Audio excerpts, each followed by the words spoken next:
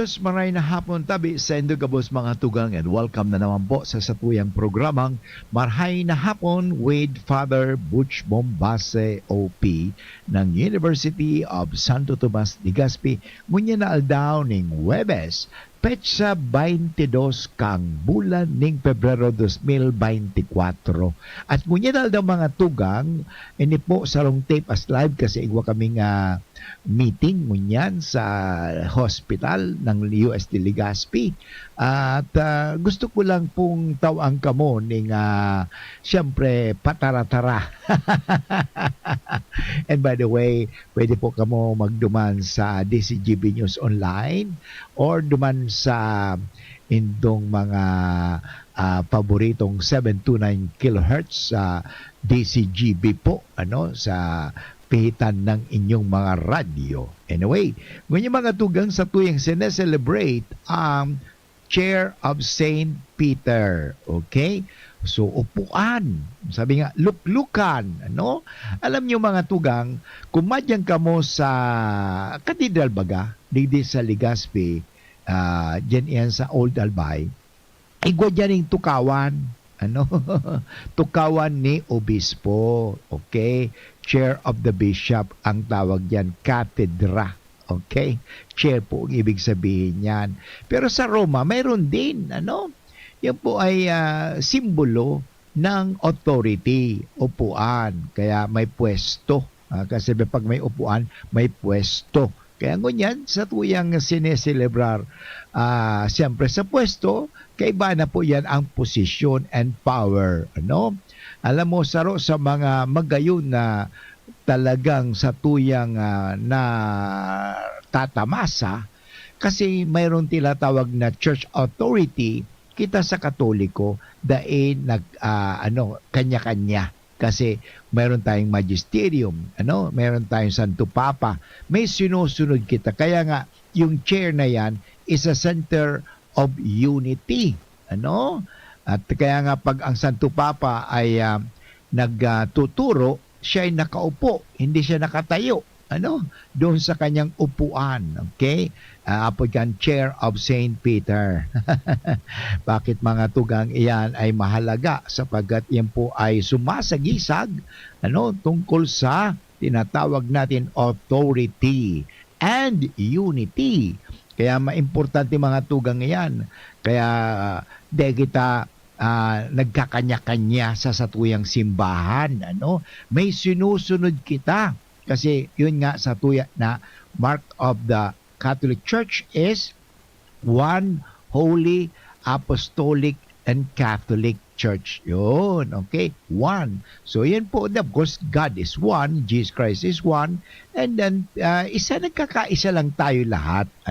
Hindi po yung tinatawag na uniformity, but unity. Pag sinabing unity mga tugang, iba po yan sa uniformity. Sa uniformity kasi dapat pare-pareho. Pare-pareho.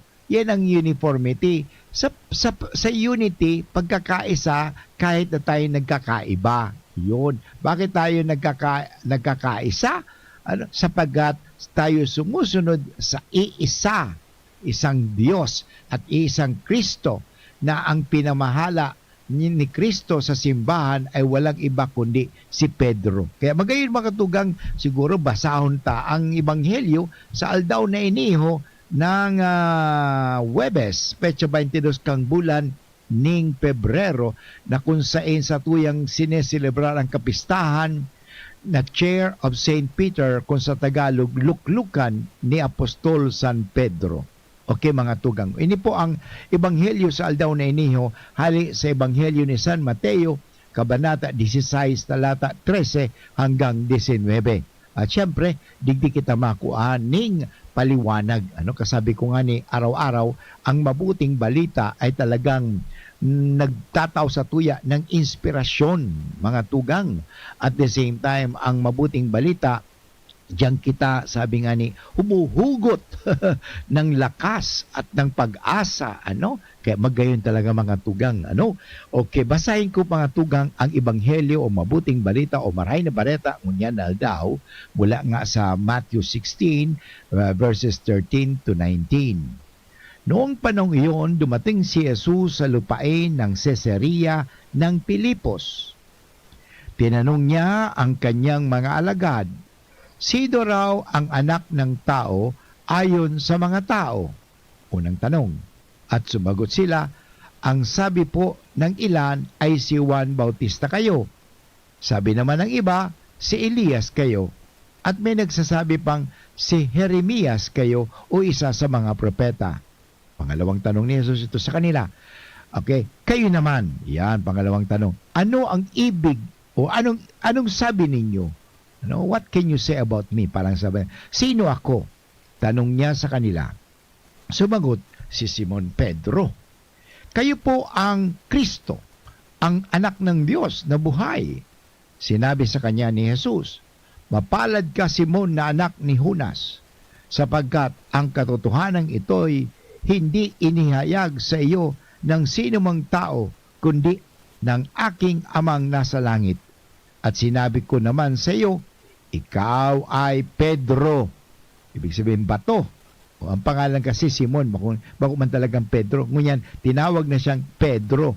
Bato. Sa ibabaw ng batong ito ay itatayo ko ang aking simbahan at hindi makakapanaig sa kanya kahit ang kapangyarihan ng kamatayan. No?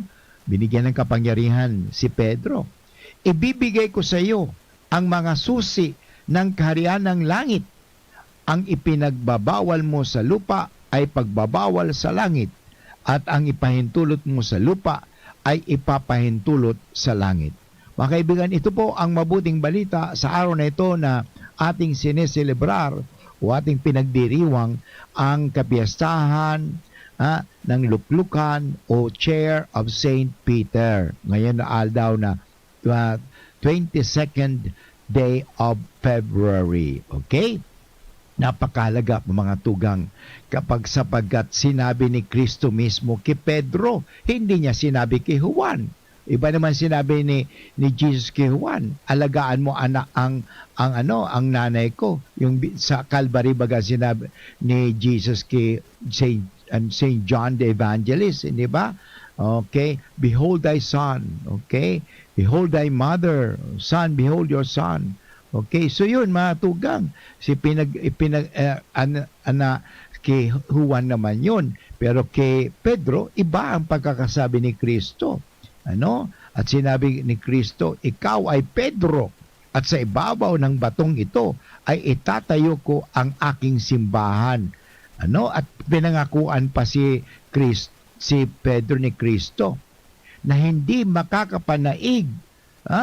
So ibig sabihin, walang makakatalo in and out sa simbahan. Alam mo, matutuod mga tugang, kung tutusin, noong pa man, gusto talagang pabagsakin ang simbahan ni Kristo. Simbahan ni Kristo, yung tinatag ni Kristong simbahan, na ibinigay kay San Pedro, gusto na talaga. Alam mo, tanda natin, the first 300 years of Christianity, ay yung mga Kristiyano ay pinapatay. Mabuti na lamang dumating si Constantino, yung Edict of Milan. Natanda natin mga tugang na sabi ko nga kahapon, naalala ninyo yung tungkol sa sinyales in oxinium.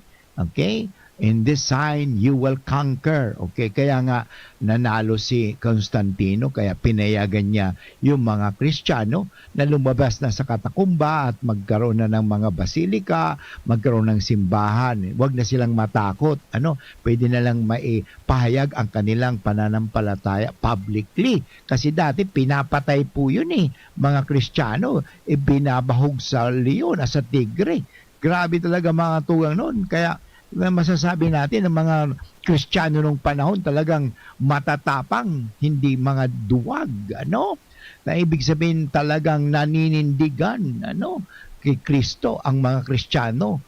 Sana ngayong panahon ito, ang mga Kristiyano, mga Katoliko, naninindigan din sa katotohanan, sa mga kasamaan, hindi tayo nagpapadala, hindi dapat tayo magpapadala sa mga kasamaan, kundi tayo maninindigan. In other words, ipinaglalaban po natin ang mga aral, turo ni Kristo. Yan naman talagang dapat gawin natin. Sinabi nung panahon, to be a Christian, to be a follower of Christ is a crime. Ano? But you know, the evidence, the evidence mga tugang, kaya sabi nga, you are convicted, no? Kaya mga tugang, pero ang ebidensya mga tugang, napakaganda. Ano ang ebidensya? Kahit na sila pinarurusahan, pinapatay, nanatili silang nagmamahalan, at sa isa't isa, nagtutulungan. Kaya nga, yung mga unang pagano, ay mga unang Kristiyano noon na na-convert din, mga pagano, mga hindi dati Kristiyano, pagkatapos naging Kristiyano. Alam mo, sabi, tingnan mo mga taong yan, mga Kristiyanong yan, kung paano sila nagtutulungan, paano nagmamahalan. Gusto ko rin maging tulad nila. Okay, marami na convert sila. People were converted not so much by the eloquence of the preachers, but by the witnessing of the Christians, how they witness their faith in God through loving each other. Anyway, babalik muli po si Father Boots pagkatapos kan mga pagiromdom. Buhat! Lakas! Kaya ko rin ba? Ang mahirap mukhang madali basta pinaghandaan at may Revicon Forte. May calcium, magnesium at amino acids na tumutulong ikondisyon ang muscle at buto. Dapat may exercise at proper diet, Lakas! Ano mang buhat, may lakas na di umaayaw. Unilab yan. Multivitamins, minerals, and amino acids is the generic name of Revicon Forte. Coco Martin po. Pag may check, high quality. Pag may check, abot kaya. Kaya kapag hanap ay gamot, huwag mahihiyang magtanong at hanapin ang check ng Right Med. If symptoms persist, consult your doctor. Pagbibili ng gamot, dapat subok, dapat trusted, dapat dekalidad. Alagang Unilab yan, alagang Unilab yan, alagang Unilab yan. Para sa pamilya, siguraduhing subok, dekalidad at trusted ang pipiliing gamot. Siguraduhing alagang Unilab yan. Hello, Nanay Jody. Oh, may kalentura ka raw. Iyo po, kulog patikan payo ko. Daiman kaya nag-asir sa bulong ko. Padalan kita ng Biogesic. Magaling sa sakit ng ulot lagnat at iwas pa sa posibleng side effects. Oh, salamat po. Yan ang Biogesic. Jody Santa Maria po. Ingat! Unilab yan. Paracetamol is a generic name of Biogesic. If symptoms persist, consult your doctor. Na-experience mo na ba ang ganitong energy? Energy! Naku, nag-crash! Yung ganito. Energy, energy, energy, energy. Ay, palpitation! Baka di yan pang everyday energy. Dapat, Healthy energy! Mag-Enervon! Helps unlock healthy energy na magandang araw-arawin with proper dosage, diet, and exercise. Ikaw, healthy energy na ba ang hanap mo? Mag-Enervon araw-araw! Alagang Unilab yan. Multivitamins is the generic name of Enervon. If symptoms persist, consult your doctor. Walang mintis ang pagpapabreastfeed sa akin ni nanay. Kahit nasa trabaho siya, pinag-iipon niya pa rin ako ng breast milk niya. Ibang klase talaga siyang magmahal. Upang makuha ang 100% na nutrisyon ng breast milk ni nanay, kailangan ng 100% na dedikasyon ni nanay. Sa unang 6 months ni baby, breastfeeding lamang, wala nang iba. Mula 6 months pataas, bigyan din siya ng ibang angkop na pagkain kasama ang breast milk. Nay, salamat po sa tiyaga. Suportahan ang first 1,000 days, isang paalala mula sa National Nutrition Council, DOH. Come to the Metro and you will find everything you need. So keep this in mind. Something sporty. Something smart. Something homey. That's just the start. Whatever you feed is whatever you style. It's here at the Metro. It'll be worth your while. There's something for you. Something for you. Something for you at the Metro. There's something for you at the Metro. Kapag napapasarap ang kwentuhan, napapasarap din ang inuman at pulutan. Pare, hinay-hinay lang. Baka hindi lang ikaw ang may tama. Pati na rin ang atay mo. Practice moderation and a healthy lifestyle. Isama pa ang pag-inom ng Liver Aid Silimarine Capsule. Ang Silimarine extract mula sa halamang milk thistle ay may antioxidant properties na maaaring makatulong protektahan ang kalusugan ng atay. Mabibili ang Liver Aid sa mga leading drugstores nationwide. Be a liver lover. Boy, mahalagang paalala, ang Liver Aid ay hindi gamot at hindi dapat gamitin panggamot sa anumang uri ng sakit.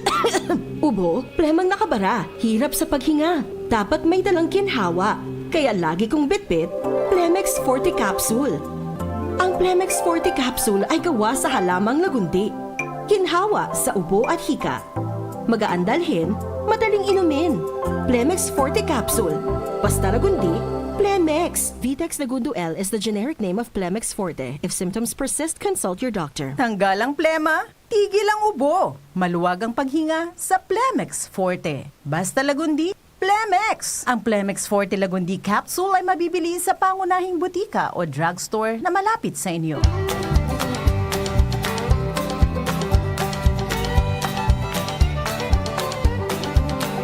There's no time like the present to serve the Lord. Enjoy, serve the Lord right now. Serve Him today and tomorrow, eternal the reward. There's no time like the present, serve the Lord. Okay mga tugang, balik po kita graray sa programang Maray na Hapon with Father Butch Bombase OP. At ini po sa Rong Tape as Live. Si Father Butch po may meeting dyan sa UST Legazpi Hospital. Kaya nagkaigwan ng conflict. At sa aga ganun din, kaya magre-recording po ako din sa aga. Kasi may meeting din po ako dito sa UST. Sa Rawis. Ganun din po alauna na timing. But anyway, ayaw naman kayong pabayaan ni Father Butch kasi mahal na mahal ka mo ni Father Butch Bombase OP. Okay? Anyway, padagos kita mga tugang sa tuyang mga pinag-uurlayan, manunood nga nining sa panahon mo niya na sa tuyang sineselebrar ang luklukan o the chair of St. Peter, na nagpapahulugan o nagtuturo sa atin na ang upuan na yan ay simbolo ng authority. At yung authority na yon ay nagkakaigwa ng unity. At sapagat ibinigay po ni Kristo mismo ang susi kay Pedro, hindi binigay kay Andres, hindi binigay kay Judas, hindi binigay kay Mateo, kundi kay Pedro mismo. Okay?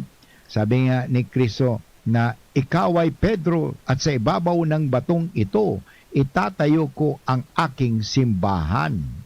Mga tugang, sa simbahan, ipinagkatiwala ni Kristo ang kanyang mga aral at sakramento na daan tungo sa kaligtasan, kaya nga napakahalaga po. Kaya ito ginagawa natin, bagamat wala tayo sa simbahan pero nandito tayo sa radyo, patuloy pa rin ang sabi nga pangangaral. Ito po na actually hindi naman kinakailangan palagi ka dapat nasa simbahan. Maganda po magkaroon tayong panahon sa simbahan pero kinakailangan lumabas ka rin sa simbahan at mangaral. Kasi nandoon yung mga tao. Kaya ito po, nangangaral pa rin tayo. At kaya ginagamit po natin ang media. Ginagamit natin ang means of communication parang ipahayag ang mabuting balita. Kasi alam mo, araw-araw marami tayong naririnig na balita. Balita na ginahasa si ganito, balita na pinatay si ganito, balita na binaril si ganyan, balita na nangurakot si ganyan. Pero alam mo, wala na bang balita na mabuti, na may nagbibigay ng pag-asa? Ito po, every afternoon, nandito si Father Butch, naghahatid ng mabuting balita. Ito po, kaya ito po, hindi naman ako nagsisermon naghatid lang po ako ng mabuting balita at mga buting balitang ito na tayo ay mahal ng Diyos. At balitang ito na tayo ibinigyan ng masasabing tagapag-alaga na walang iba kundi si Pedro na alagaan ng simbahan na itinatag ni Kristo. At saka sa Kristo kasi ay ito maganda ang sa buhay natin Kristiyano, empowerment. Hindi na sinulo ni Kristo ang kapangyarihan. Bagamat siya Diyos, hindi niya sinulo. Totoo ang Diyos makapangyarihan mga tugang. Pero alam nyo, hindi niya sinulo. Maganda ito, empowerment. Who empowered? Actually, He empowered Peter. Jesus could have done that because after all, si Jesus naman is powerful, He is God. But hindi siya sakim sa kapangyarihan. Gusto niyang ipamahagi ang kapangyarihan sa iba. Kaya He empowers people. Ganun ba rin tayo? O sinusulo natin? Gusto kasi natin maging diktador. Ano? Gusto natin tayo palaging susundin. Ano? Ayaw natin ipamahagi ang kapangyarihan na mayroon tayo. Si Kristo hindi. Hindi siya takot. Hindi siya takot na ibigay ang kapangyarihan niya kay Pedro. Ano sabi? Sa ibabaw ng batong ito, itatayo ko ang aking simbahan. Yun, kay Pedro. Ano? Yung mga tugang sa isang tao. Sabi nga, isang tao na tutulong sa pagpapalaganap ng simbahan. Kaya nga ito, ang aral ni Kristo ay ating dapat ipagpatuloy sapagkat ipinagkatiwala sa atin ni Kristo ito. Ano? At ito nga, isa pa yun, sakramento. At yung aral at sakramento, ito po ay magiging, sabi nga, kasangkapan natin tungo sa ating kaligtasan. Ano? Kung makikita natin, ito'y itinalaga mismo ni Kristo, ating Panginoon, upang masiguro na maingatan ang kaban ng tuwid na aral hanggang sa wakas na panahon. Kaya nga sa simbahan meron tinatawag tayong teaching authority, which is the magisterium, at nakakatabang po yan sa tuwi. Kaya kita kaya sabi ko, unity not uniformity. Tingnan ninyo, from Santo Papa, pupunta sa obispo, sa mga obispo, mga pare, sa mga laiko. So yun po, ano, hindi yung makikita natin na dapat ang magsalita lamang ang Santo Papa. So lahat, wala nang kailangan na obispo, wala nang kailangan na pare, kundi ano na lang tayo, ay ilagay natin sa TV. Hindi po. Alam mo, makikita natin, empowerment is very important. At pero dito, kahit na sabi nga, nagkakaiba, pero nagkakaisa tayo sa aral at turo ni Kristo. Iba-iba ang obispo, iba-ibang pare. Pero isa lang ang turo niyan. Turo ni Kristo. Yan ang ginagamit natin na authority. Kaya talagang maganda itong ginawa ni Kristo na masiguro talaga at maingatan ang kaban ng tuwid na pangangaral, okay? Hanggang sa wakas ng panahon. Alam mo mga tugang, isang karangalan, pagpapala at malaking tungkulin na mapabilang sa simbahan ni Kristo, sa simbahan mismo na tinatag ni Kristo. Kaya ang hapot ko sa inyo, are you happy being a Catholic? Are you happy being under the Pope? Kasi yan po ay mahalaga. Kasi we are siyempre pinamumunuan ng ating Santo Papa. Tingnan natin si Kristo ay pumili. Hindi pinili kung sino-sino. Minsan nagsasabi, ako ang pinili ng Diyos na magtatag ng simbahan. Wala po. Sa Biblia, tingnan mo sa Biblia, kung pare-pareho ang Biblia natin, baka iba-ibang Biblia natin Sa Biblia, nandoon po yun. Si Simon, na anak ni Judas, na pinangalanan ni Jesus na Pedro, ay pinili ni Jesus. Pinili siya ni Jesus maging sabi nga, bato. Siya ang magiging tagapag-ingat ng simbahan.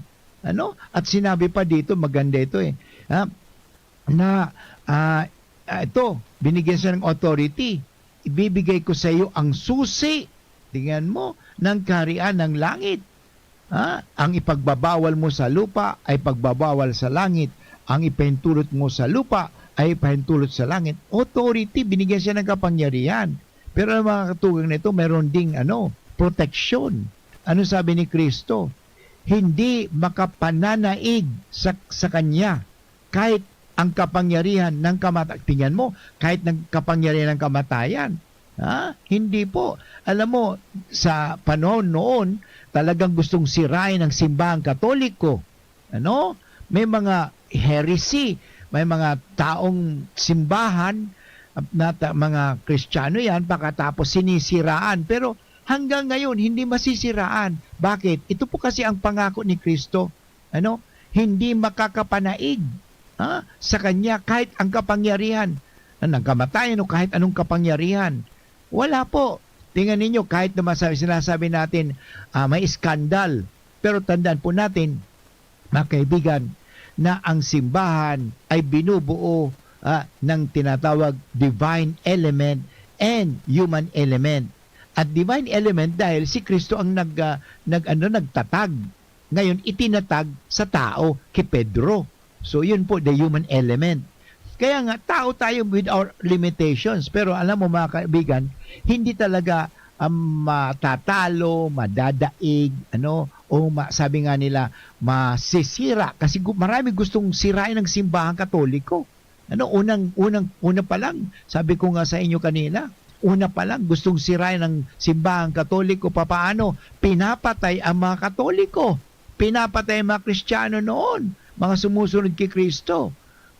Pero ano man nga, totoo nga na maraming napatay na mga Katoliko, pero sabi nga, yung dugo ng mga Katoliko ay naging binhi, seed of Christianity. Yun po yun eh. Kaya nga, mga martyrs, sila po ay talagang nagbuwis ng kanilang buhay sa pananampalataya. At hindi po sila natakot, kundi nanindigan sa pananampalataya. Kaya sana tayo mga Katoliko, manindigan lagi sa katotohanan, sa katarungan, at lalong-lalo na sa aral ni Kristo. Anyway, balik muli si Father Boots pagkatapos sa mga paalala. An oras hatod sa Indokal. Plemex. Pag may ubo-ohi ka, Plemex agad. Basta lagundi, Plemex. Bingo Plus. Sa Bingo Plus, bingo sa saya. Plus sa panalo. Liver Aid Silymarin Capsule. Liver Aid. It's liver or lover. Boys, snore. Pag Friday na, Mongo time na with pork cut. May sarap ng 1 kilong pork in just 1 cube. Red Horse Beer. Lakas ng tama, pero di wasak. Biogesic. Sa sakit ng ulo at lagnat, piliin ang singgaling ng malakas na gamot at maingat magpagaling. Alagang Biogesic. Ingat! Alaksan FR. Ang di abot ng pahid-pahid, tinatapos ng Alaksan FR. Ang simpleng pampakilig, nor sinigang. Adrian Salceda, Adrian Salceda.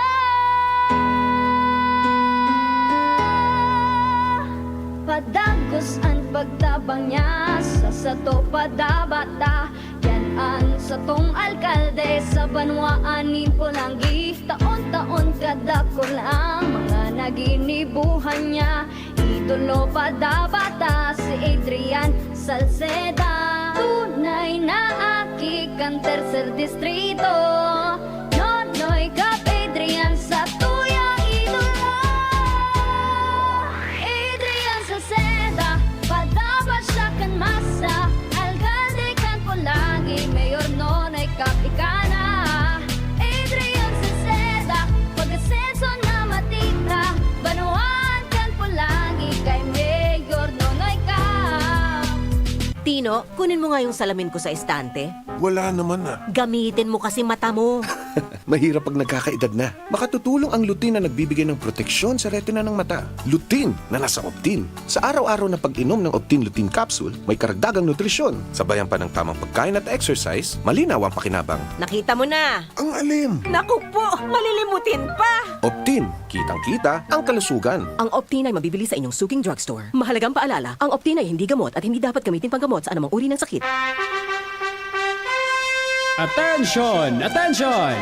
Mga paraantabay, may marhay na bareta. Ang DZGB nasa cellphone na! Yes po! Madadangog na ang DZGB sa saindong mga cellphone. Sa katuyuhan na mas lalo kamong mapagsilbihan, asin dagdag na konbinyensya sa saindo gabos, ang DZGB. Pwede nang ma-access sa paagi kan sa indong cellphone. I-download lang sa saindong mga Android phone ang DZGB app sa paagi kan Google Play Store, asin Apple App Store, asin nanapo ng DZGB Live. I-install sa saindong gadget, asin malinig nindong madadangog ang DZGB. Libre po ini. DZGB. Number 1 na, may Facebook Live pa. Ngunyan, may DZGB Live app na. O, ano pang pigahalat nindong mga paraan tabay? Download na!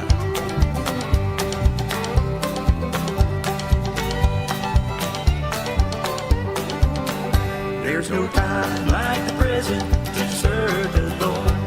Enjoy serve the Lord right now. Serve Him today and tomorrow, eternal the reward. There's no time like the present, serve the Lord. Okay mga tugang, balik po kita giraray sa programa Marahin na Hapon with Father Butch Bombase, OP ng University of Santo Tomas, Legazpi. At ngunyan na daw mga tugang sa tuyang sineselebrar ang luklukan ni Apostol San Pedro. In English, the chair of Saint Peter. Okay? Upuan. Okay? Kung sa Tagalog, salumpwet.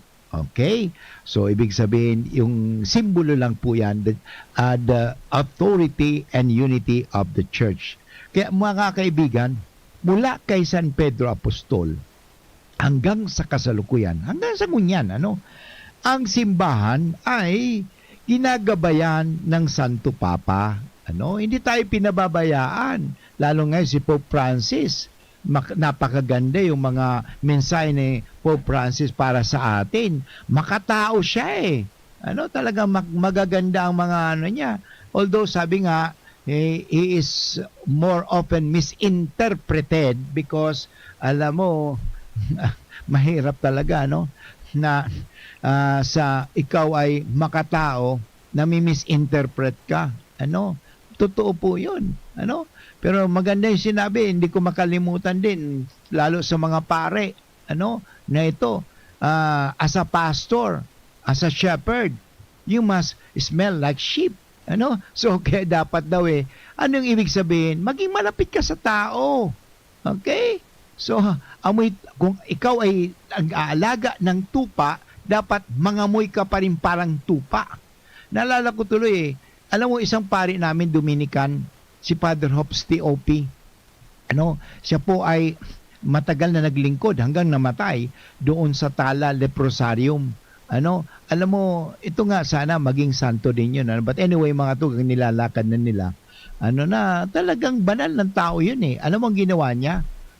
Sa pag-aalaga niya sa mga may ketong, nahawaan din siya ng ketong. Hindi po siya nandiri.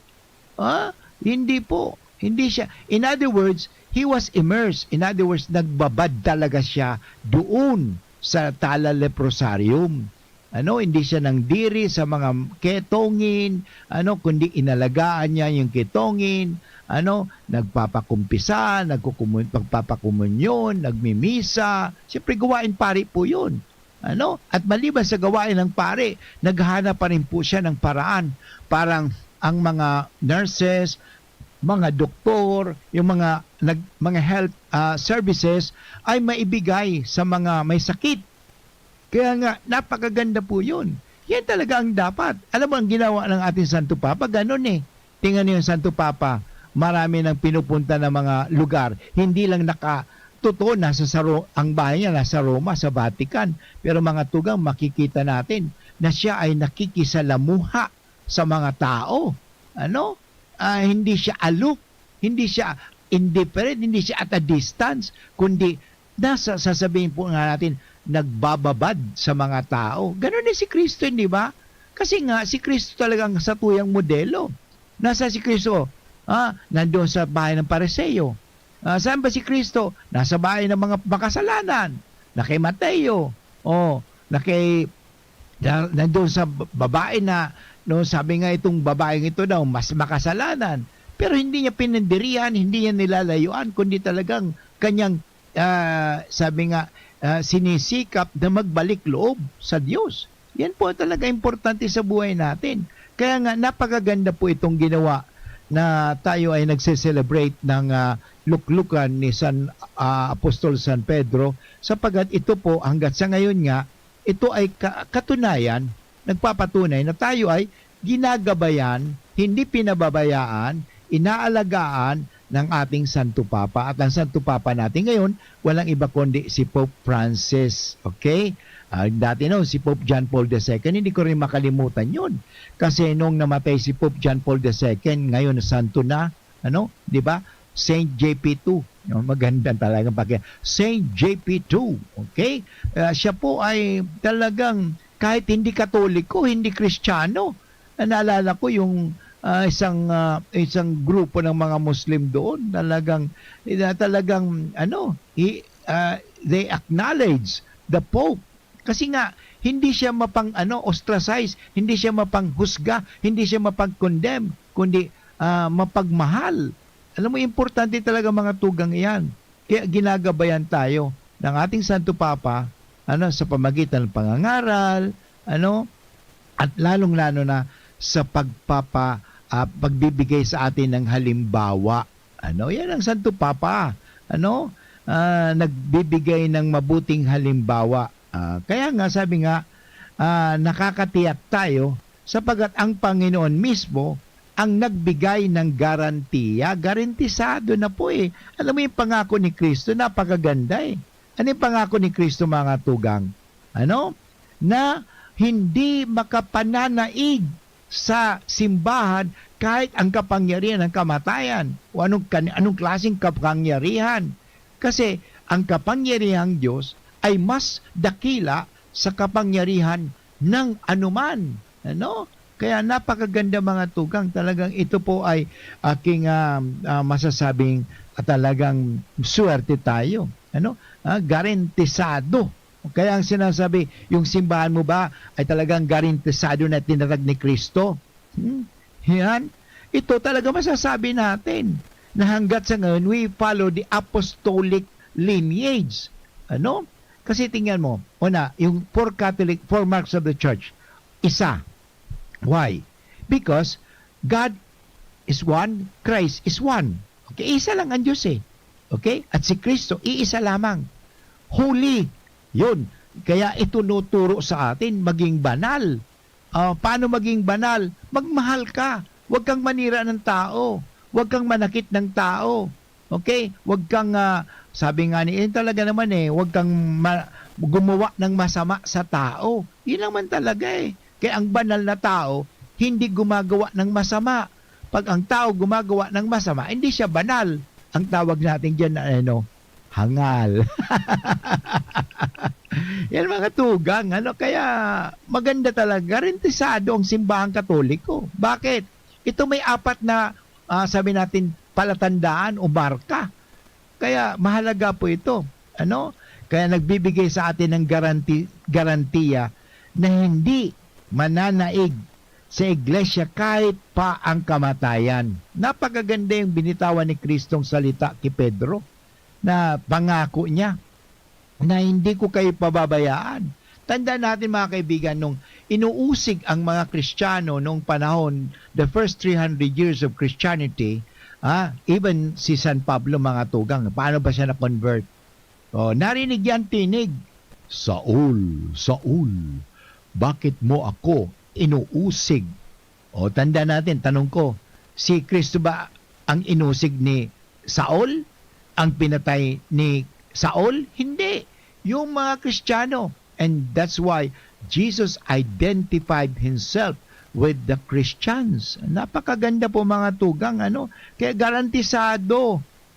One, holy. Yan, banal. One, holy. Itinuturo, walang iba kundi maging banal tayo. At paano tayo nagiging banal? Siyempre, sa grasya ng Diyos. Sa mga sakramento. Sakramento ng binyag. Sabi, ilan ba 7 sakramento? Sinabi ko nga 7. Di 7. Ano yung 7 yun? Binyag, kumpil. Okay, Eucharist. The first, yung tinatawag natin na sacraments of initiation. Importante yan eh. Magpabinyag ka, makumpil ka. Kaya minsan marami mga Katoliko hindi pa pala kumpil Kung kailan sila kakasal, sala ka lang ikukumpilan. Dapat makumpil kayo. At ang kumpil mga tugang ay ibig sabihin yung pagiging patatag ka ng pagiging Katoliko. Pag hindi ka pa kumpil, ibig sabihin hindi ka pa talaga confirmed or validated. Kaya nga tinitingnan na bago kayo mag first communion, mahalaga rin sana na kapag na kayo nakumpila na kayo. Yun, sana po yan. Kasi talagang ibig sabihin, talagang soldier ka na ni Kristo. Nalala ko yun sundalo ka ni Kristo pag kinumpilan ka na. Ibig sabihin, ipagtatanggol mo na si Kristo. O, pangalawa, tatlo, yung Eucharist, pagkukumunyon. Magkumunyon. And then, of course, yung confession, anointing of the sick. Yun. Ibaga, anointing of the sick. Yung sacraments of the dead yun. Okay? Because of sin. Okay? And then, the sacraments of holy orders, the sacraments of leadership. Yung holy orders and matrimony. Kaya 7 po yun. Okay? So anyway mga tugang, sana ito po ang sinabi ni Kristo sa atin na tayo magiging banal sa pamagitan ng pagtanggap ng mga sakramento. Anyway, tayo po ay babalik muli pagkatapos ng mga paalala. Masarap pero di mahal? Nung lulutuin kaya? Pag Friday na, let's eat monggogo with Nor Pork Cubes. Pampasarap ng todo. Pag Friday na, let's eat monggogo. 1 kilong pork, sarap in just 1 cube. Pag Friday na, let's eat monggogo. Monggogo. Monggo Fridays for life. Nor! Camille Prats Yambaw po. Yan sila Nala at Nolan. Nagkakatuwaan. Mami, wala na ko ubo. Good! And what did Mommy give you? Plemex for kids. Para sa ubo ng mga anak ko, Plemex for Kids. Gawa sa natural na halamang lagundi. Tinutunaw at pinalalabas ang plema. Ginhawa sa aming pamilya. Plemex for Kids. Pambatang lagundi, Plemex! Vitex Segundo L is the generic name of Plemex for kids. If symptoms persist, consult your doctor. Mamis, agapan agad ang ubo at plemang nakabara. Pambatang lagundi, Plemex! Tara na, sabay ka na. Tara na, saan ka ba pupunta? Maraming mabibili sa presyong abot kaya. Huwag magalinlangan, huwag mag-isip. Shopping need not be expensive. Yashano Mall. Yashano Mall. Yashano.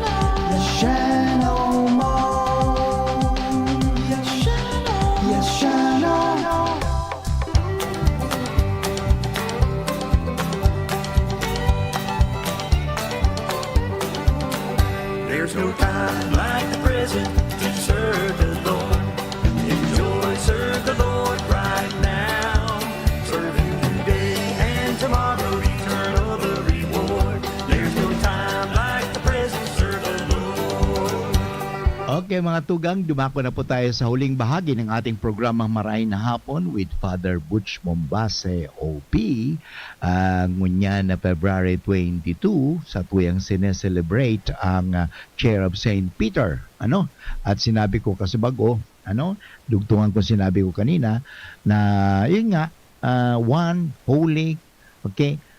Ito, one holy, okay? So, isa, pagkatapos sa pababanal tayo. Ngayon, apostolic.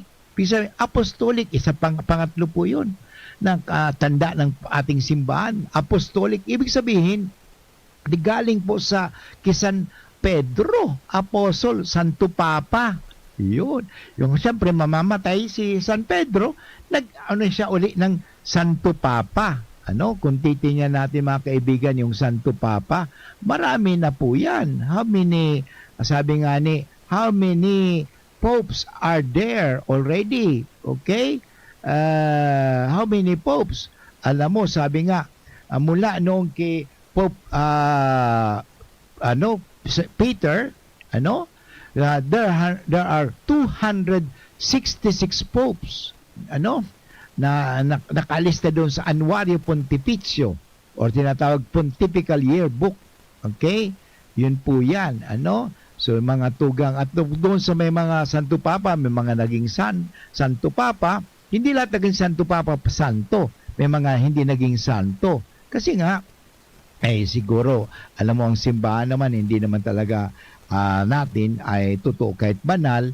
Pero ang mga tao naman ay masasabi natin ay hindi gaano banal. Kaya yan. But anyway, mga tugang, mahalaga po, so, importante na tayo ay gumagalang sa Santo Papa. So, tayo po ay gumagalang sa Santo Papa at ating sinusundan ang Santo Papa. Okay? Sabi nga dito mga tugang, mahalaga po, na ang Santo Papa na sa atin na naglilingkod sa atin, na naggagabay sa atin at na nang-aalaga sa simbahan sa ngalan ni Kristo. Okay? So, siyempre, ang unang first pope was no other than Saint Peter. Okay? So, yun po. At siyempre, doon sa kung pag-aralan natin ang history of papacy, yun, mga kaibigan, talagang marami din tayong matututunan doon. Pero ang mahalaga na hindi pinabayaan ng Santo Papa ang simbahan Katoliko. Okay? Apostolic po yun. Pag sinabing apostolic, may line of succession. Hindi po yung kung kanino-kanino galing na lang. Kaya nga mahalaga po yun sa ordination. Pag sinabing apostolic succession, ang ibig sabihin po ng apostolic succession, mga tugang, is the method wherein the ministry of the Christian Church is considered some Christian to be derived, na nanggagaling po, to be derived from the apostles by continuous succession. Walang tigil po yun, walang putol. Kaya mula kay Santo Papa hanggang kay Pope Francis, tuloy-tuloy po yun. Which has usually been associated with the succession is a series of bishops. Yun po. Kaya, who are the successors of the apostles? Ito na po yun. Kaya, Jesus chose 12 apostles. Okay? They continued the mission of Jesus after his mission into heaven. Peter was chosen by Jesus to be the leader. Kaya sa mga bishops, may leader. Okay? And by the way, the Bishop of Rome is at the same time the Pope of the Catholic Church. Okay, yun po yan. So, the bishops and priests are the successors of the apostles. Okay? So, yan po ay mahalaga.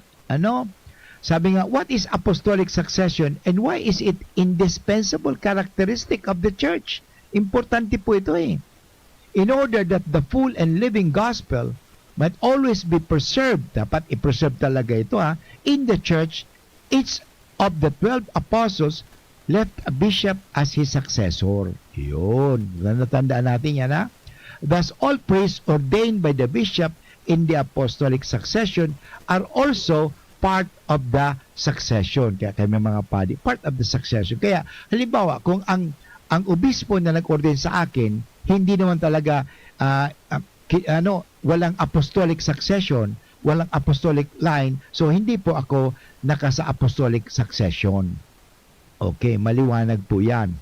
Okay? Actually sabi, where is the apostolic succession in the Bible? Nasa Biblia po ba yan? Opo. Nasa Bible po yun. Tanda natin, Acts chapter 1, verse 16 to 26. Ano sabi dito? This is the classic argument of the apostolic succession in this passage.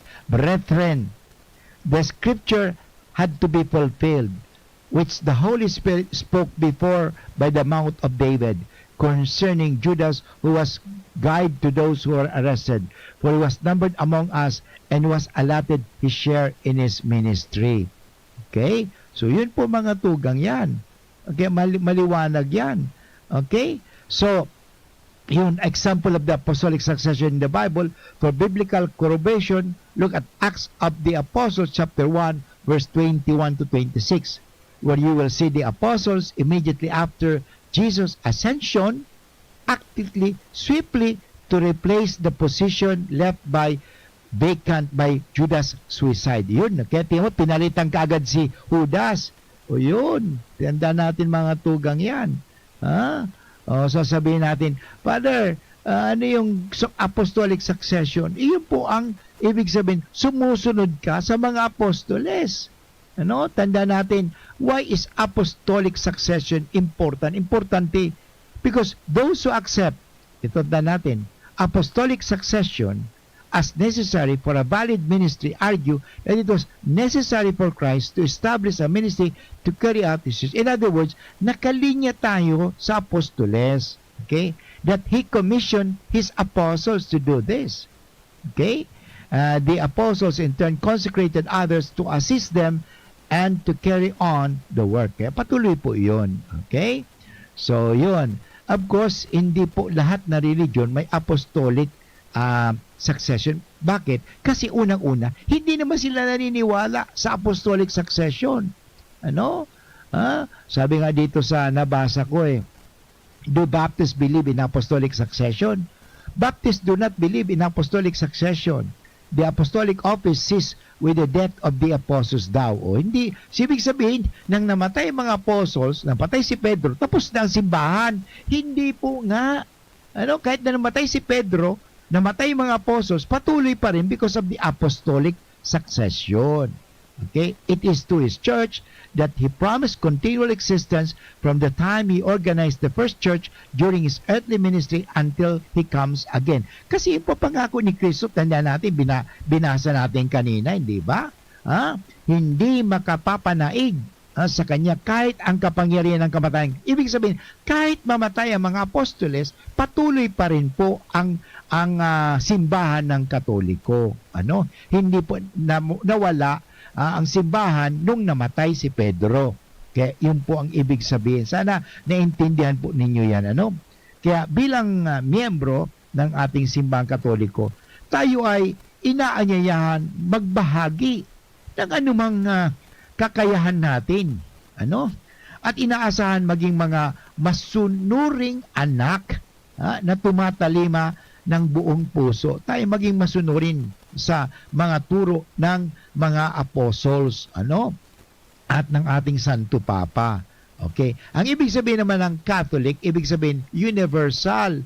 Ang Catholicos, ibig sabihin sa Greek, universal, pangkalahatan. So in other words, all embracing, hindi exclusive. Hindi po ang simbahang Katoliko, inclusive, hindi exclusive. Kaya nga, sabi nga dito sa simbahan natin, synodality. Madalas kong sinasabi, ang simbahan po natin ay simbahan na sinodal, hindi simbahan na kinudal. Kinukudal. Hindi po. Kaya nga, everybody, maging mahirap ka, maging mayaman ka, maging sino ka man, maging anong lahi mo, kahit makasalanan ka, you can go to church. Wala tayong itinataboy sa simbahan. Hindi, ikaw, makasalanan ka, umalis ka dito sa amin. Ikaw, nakita kita ng nagkasala, umalis ka sa amin. Hindi po. Dito sa ating Katoliko, pag may kasalanan ka, magkumpisal ka, maghumingi ka ng tawad sa Diyos. Yan po ay napakahalaga. But anyway, mga tuwag, inabot na naman tayo ng oras ng pamamaalam at sana po ako'y nakapaghatid sa inyo ng inspirasyon as in bendisyon. Kaya sana, isabuhay natin ang pakibahagi sa katawan ni Kristo, walang iba kundi ang simbahan. Papaano? Sa pamagitan ng pagbibigay ng panahon at kakayahan sa paglilingkod sa ating mga parokya, sa ating simbahan. At ako'y nagpapasalamat po sa ating technical, at sa ating ITN production. Ito po muli si Father Butch Bombase, OP, nagsasabing, Diyos maray na hapon sa Indogabos. God bless everyone. Bye-bye.